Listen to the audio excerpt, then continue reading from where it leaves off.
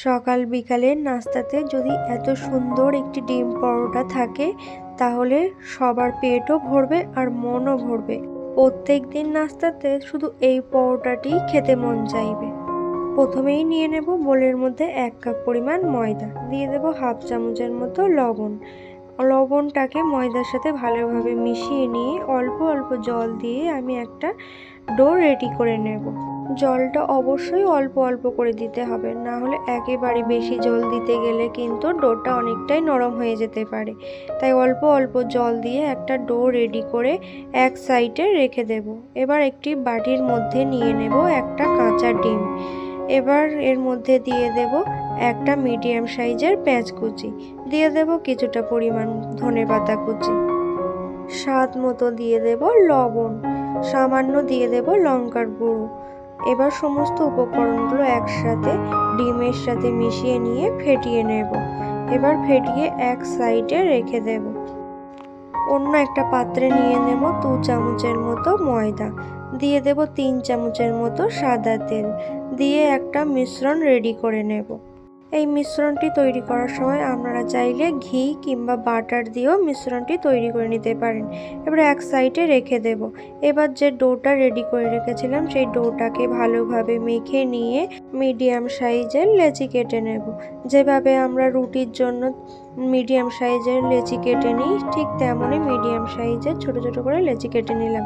এবারে একটা লেচি নিয়ে কিছুটা পরিমাণ ময়দা ছড়িয়ে দিয়ে খুব সুন্দর করে হালকা করে গোল করে বেলে নিলাম। এবার যে ময়দা আর তেলের মিশ্রণটি রেডি করে রেখেছিলাম সেই মিশ্রণটি রুটির চারিদিকে লাগিয়ে দেব।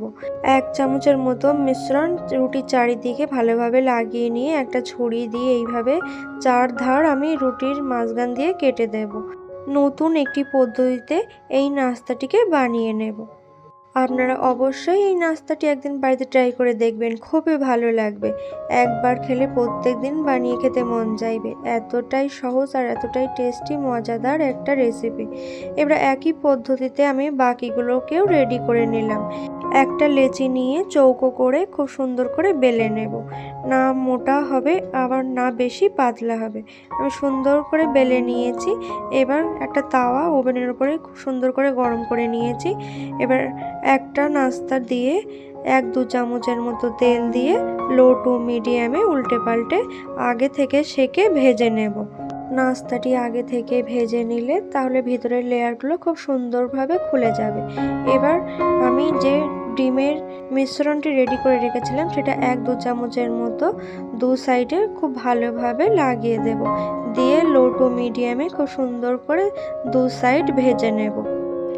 গ্যাসের ফ্লেমটা বেশি হাইতে দিলে কিন্তু পরোটাটা পুড়ে যেতে পারে আর ভিতরের লেয়ারগুলো কিন্তু খুলবে না। তাই গ্যাসের ফ্লেমটা লো টু মিডিয়ামে রেখে 2 সাইড খুব সুন্দর করে ভেজে নিতে হবে। তো বন্ধুরা, আপনারা দেখতেই পাচ্ছেন কতটা সুন্দরভাবে আমি 2 সাইড উল্টে পাল্টে সেকে ভেজে রেডি করে নিয়েছি। তো বন্ধুরা, এই নাস্তাটি অবশ্যই বাড়িতে ট্রাই করে দেখবেন, খুবই ভালো লাগবে। এই নাস্তাটি এত টেস্টি আর মজাদার হয়ে থাকে যে একবার বানিয়ে খেলে বারবার বানিয়ে খেতে মন চাইবে।